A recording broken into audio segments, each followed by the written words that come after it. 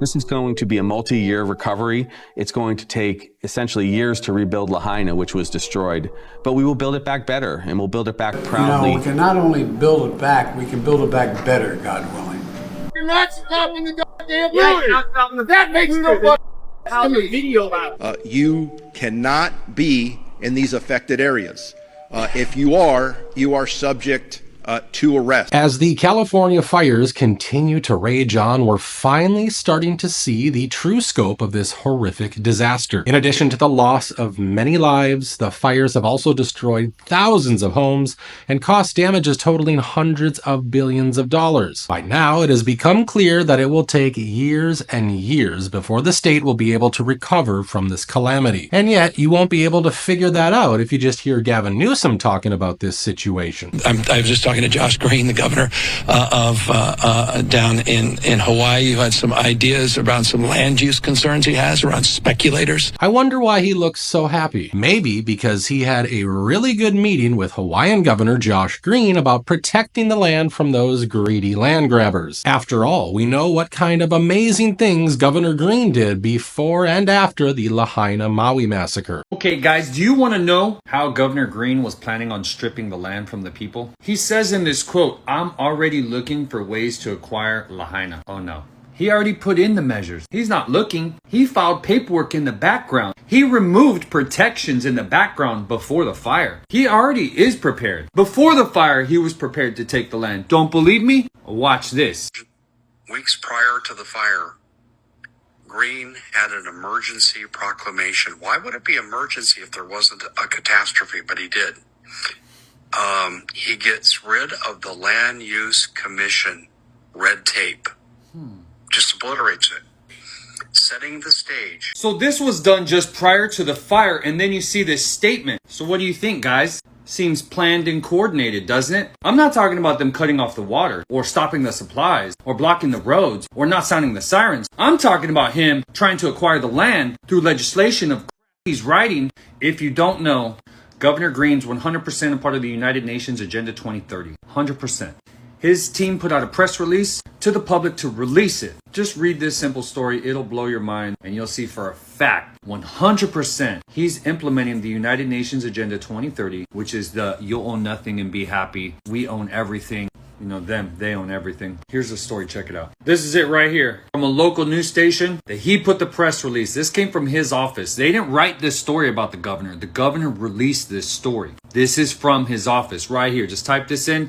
Governor Josh Green, Agenda 2030. This is the news article. Go read it. And now, Gavin Newsom is happily telling us that he's taking tips from the famous Hawaiian governor to help the people of California. He also keeps mentioning his plans to rebuild. And that's why we're already organizing a Marshall Plan. We already have a team of looking and reimagining LA 2.0. And if you're wondering what this Marshall Plan really is and what Newsom means when he says LA 2.0, you gotta watch what this guy has to say. So Gavin Newsom obviously admitted that smart cities are on the way. I tried telling everybody that LA was going to be the first integrated smart city.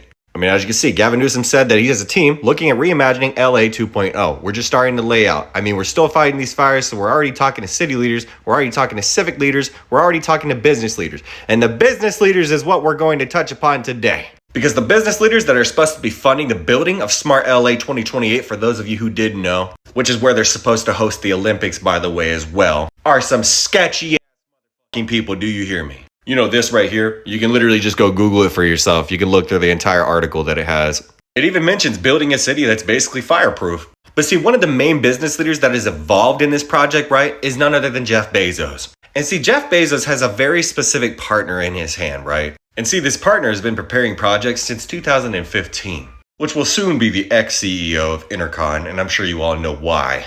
There's a ton of individuals investing in these new age smart cities, a lot of them being major CEOs. For example, Klaus Schwab, I'm sure everybody knows who he is. You got Jamie Dimon, which is obviously the CEO, well, soon to be ex-CEO of JP Morgan. You got Tim Buckley, which is soon to be the ex-CEO of Vanguard. So I'm sure you see where I'm going here, some sketchy individuals, right? And as you can see, the company has operations in Chile, but I wonder where specifically.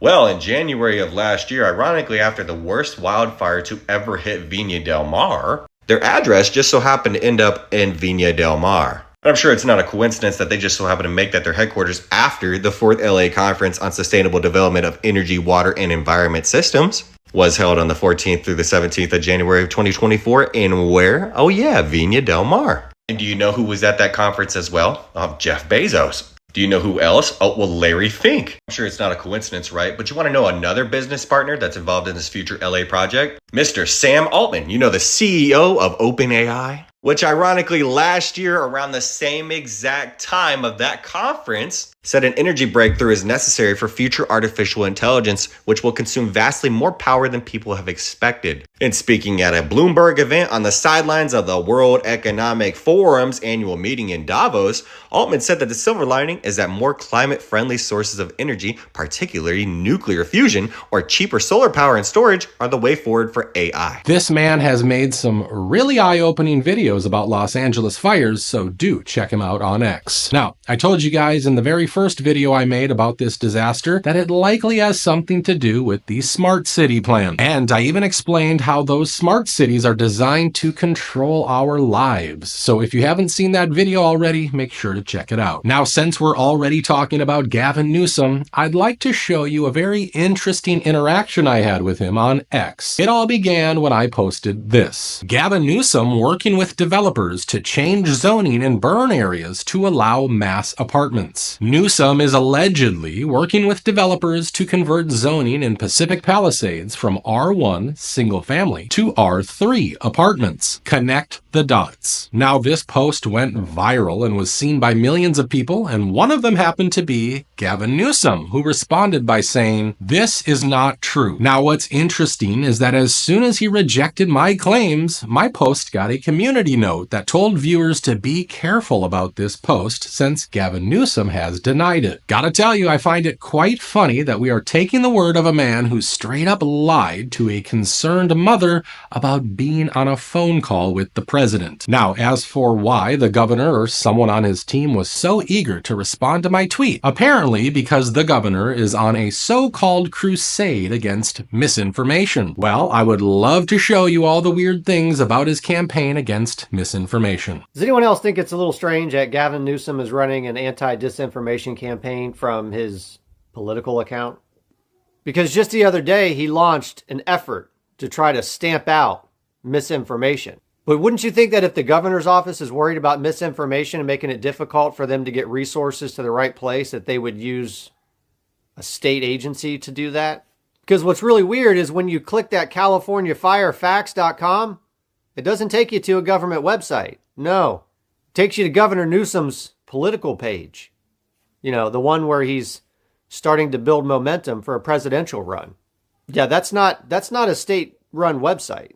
That's a campaign website. And what's really weird is he's also running a fundraising campaign out of his political page to help raise money for the fires through Campaign for Democracy.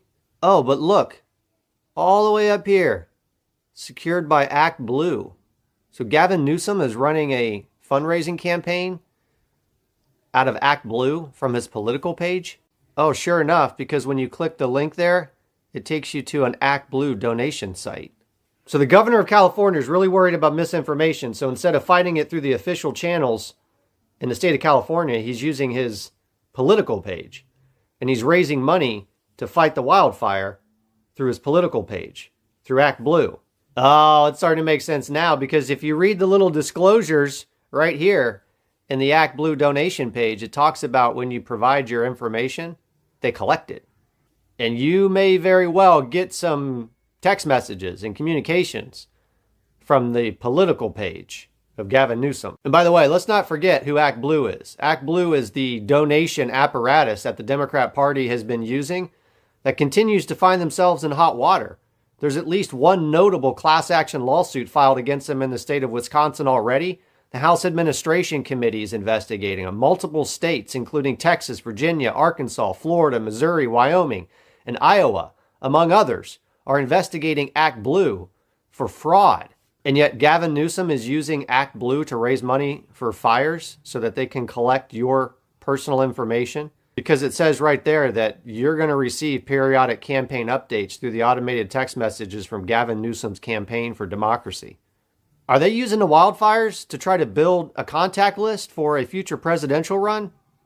Because that's what it sure looks like. I mean, they can't even collect donations for the victims of this disaster without promoting their own political agenda. It's disgusting, and this man has the gall to correct other people at a time when none of the legacy media channels are telling us the facts. You know, I ask you, we've got to deal with this misinformation.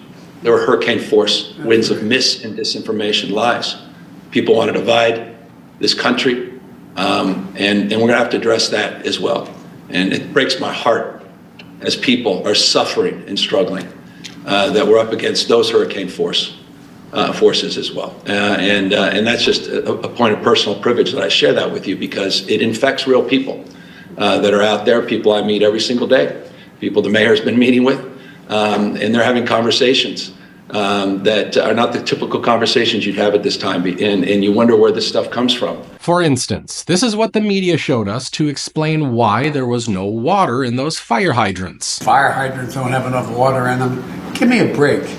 Give me a break. What this is all about is the utilities, understandably, what they did is they cut off power because they're worried about these high tension lines coming down and causing more fires in the wind, right? When they do that, guess what? They shut off the power that controls the ability to pump the water.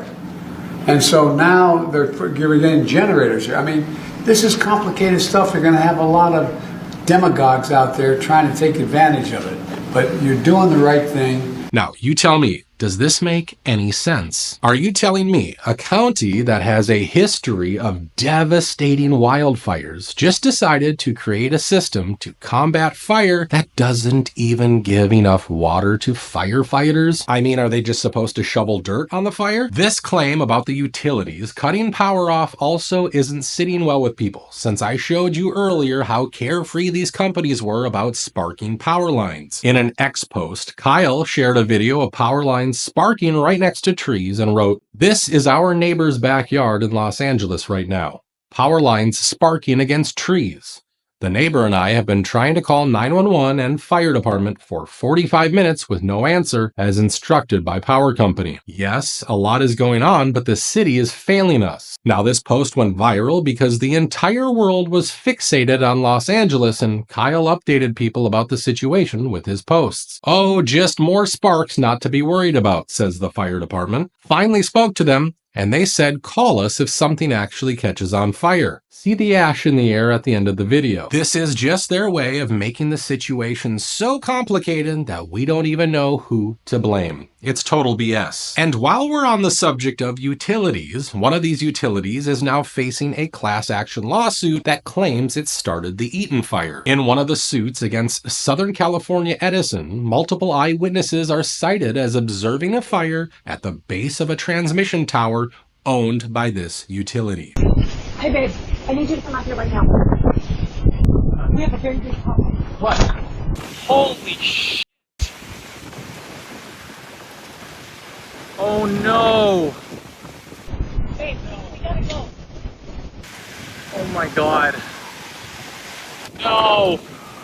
I would not be shocked if this fire really did start as a result of faulty transmission lines, since utilities have started hundreds of fires in California over the years. And yet, somehow, they are never forced to upgrade their equipment. Instead, the governor is more concerned about bailing out the companies, especially the ones that gave a lot of money to his campaign. And since we're already talking about the flaws of the power companies in California, let's also talk about why people are suddenly scared of smart meters. So today we're going to hit on why you should opt out of a smart meter. And here's an example right here. You know these Palisade fires going on in California?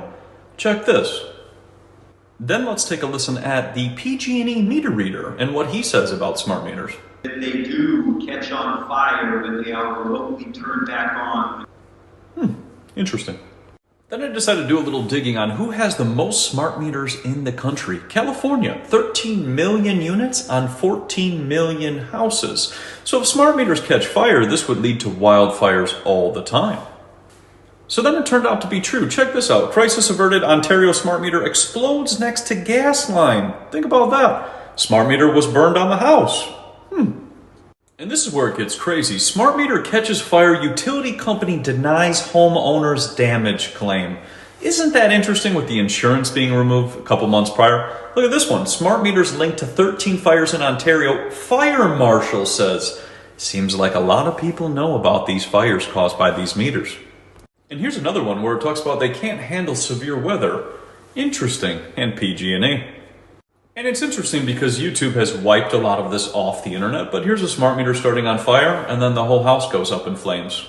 Interestingly enough, some of the houses in Los Angeles didn't catch fire that didn't have a smart meter, but the ones with the smart meter ended up looking like this. So in addition to all other fire hazards, we also have to be worried about a fire starting spontaneously in one of these smart meters. I guess those high taxes suddenly make sense. And you know it also makes total sense that Newsom is using $50 million of the tax money to make the state Trump-proof. I just wish he spent half of that money on making the state fireproof, but who am I to criticize his wise plans? And while we are talking about money and making the state fireproof, the LA fire chief has pretty much blamed Karen Bass for the dismal response from her department. Severely limit your ability to respond to large-scale emergencies.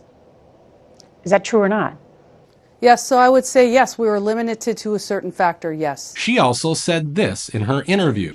Obviously, any budget cut is going to impact our ability to provide service. That's at this point, that is a ground truth in regard to our ability. Now, it's true that she has tried to raise alarm about the budget cuts before in an internal memo, but my question is simple. Why didn't she just tell the media about the severity of this problem before? The answer is simple. All of these public officials enjoyed hefty salaries and kept their mouths shut. However, now that their tail is on fire, they are just snitching on each other to save their own hide. And while all of this is happening, we are finding out that 3/4 of homeowners may not have enough insurance to fully cover losses after this disaster. What do you think is going to happen to these thousands of families? Do you think they'll just magically find money to rebuild? Let me tell you what's going to happen. Exactly what happened in Lahaina, where 59% of the 13,000 displaced people were still moving from temporary housing to temporary housing even after a year. I'm going to read you a post by a woman named Rebecca who's been helping these folk find homes. It is as heartbreaking as my previous post was heartwarming, but even more important. Tonight I'm sitting with a whole bunch of puzzle pieces that don't fit into any of the puzzles we have designed. And so I watch as they get discarded. It feels like witnessing a caste system, as if they aren't people at all, the invisible ones. My stomach turns in knots to witness it. Tomorrow I have 6 more cases that will not have housing because of this round peg, square hole system.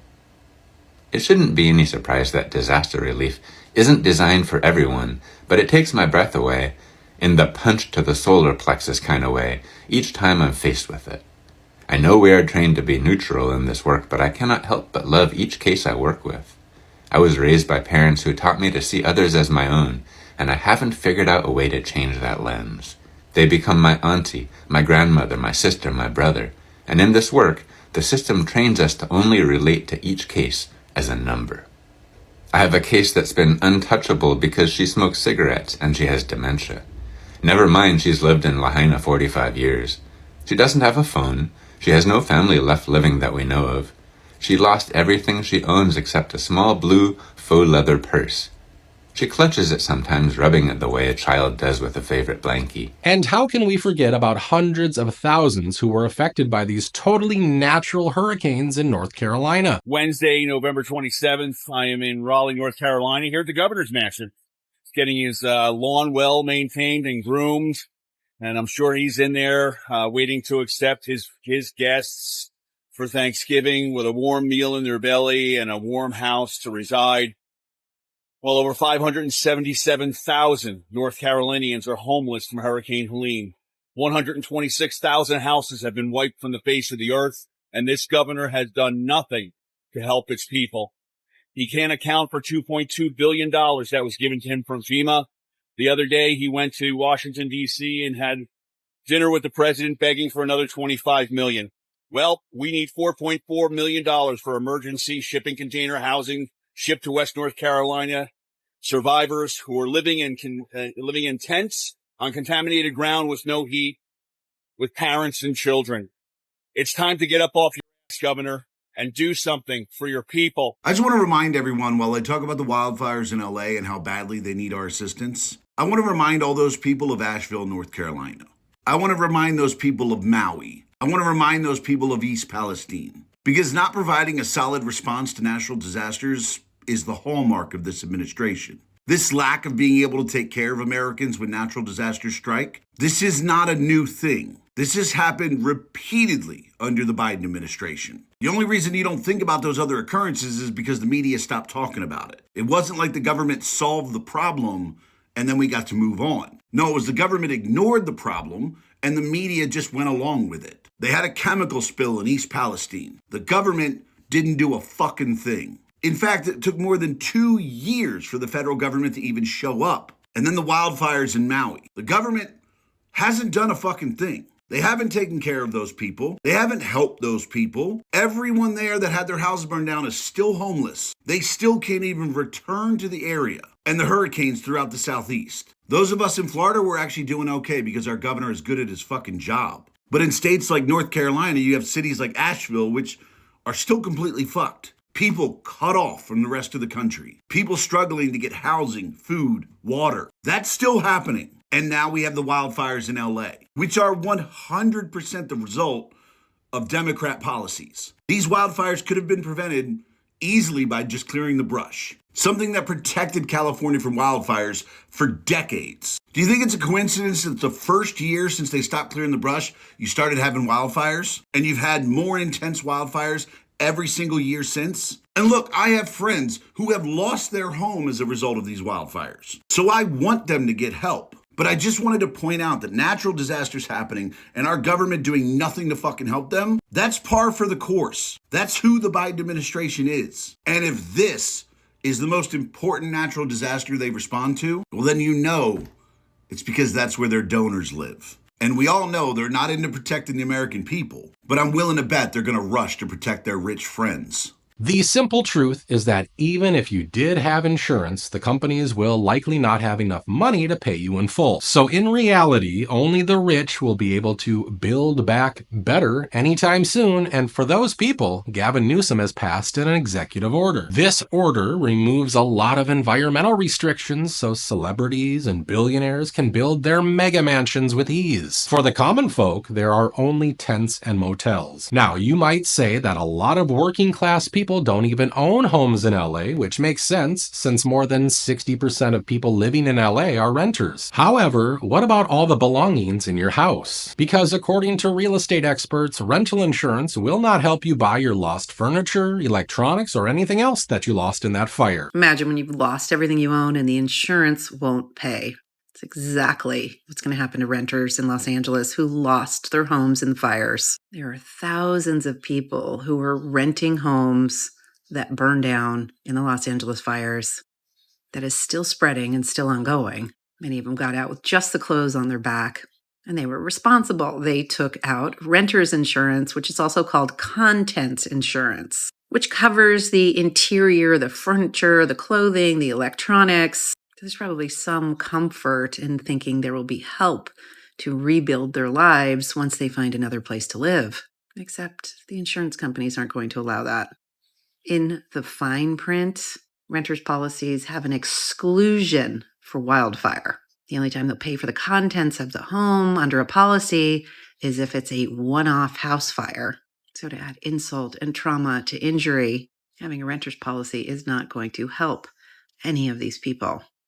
There absolutely needs to be insurance reform. I urge you to continue to try to help these people because their insurance is not there to help them. The simple truth is that only the people in power will benefit from this tragedy. They will get that sweet federal aid, which will help them cover some of California's debt, which is now over $500 billion. The rich will also enjoy some new incentives and tax breaks, while the working class, which forms the heart of LA, is forced to fend for themselves. Now, I want to thank all the people who commented on my last couple of videos. Your kind words motivate me to keep covering these controversial controversial and extremely important issues. So once again, feel free to let me know what you think about Gavin Newsom's actions and his happy demeanor. And if you're one of the survivors of this terrible disaster, please share your experience with all of us. Please stay safe. Thank you for watching, and I hope to see you in the next video.